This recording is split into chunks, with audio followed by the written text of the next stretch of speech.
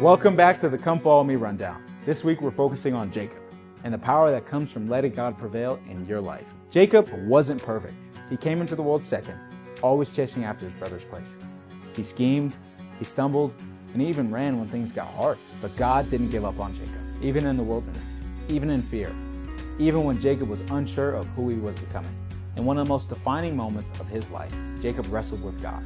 He was alone, exhausted, and honest, and he refused to let go until he received the blessing. That night changed everything. God gave him a new name, Israel, which means let God prevail. Not let Jacob control, not let fear decide, but let God lead. Jacob's story teaches us something powerful. God's blessings don't come from rushing, comparing, or taking shortcuts. They come when we stop wrestling for control and start trusting God.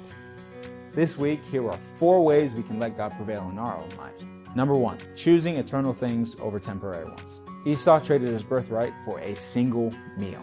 What are we tempted to trade for our future peace, faith, or identity for in the moment? Number 2, seek God's covenants. At Bethel, Jacob learned that God was already present, already promising, already reaching. Covenants invite God's power into ordinary, uncertain lives. Number 3, remember God in your trials. Rachel and Leah remind us that when life feels unfair or unseen, God still notices. He remembers, He blesses. He works quietly, but faithfully. Number 4, let the Savior heal relationships. Jacob feared facing Esau, but God prepared the way for reconciliation. The Savior can soften hearts, including our own. This week isn't about being perfect. It's about letting go of control, choosing to trust over fear, and allowing God to prevail where we can't. This week, try this. Notice one area where you're trying to force an outcome instead of trusting God.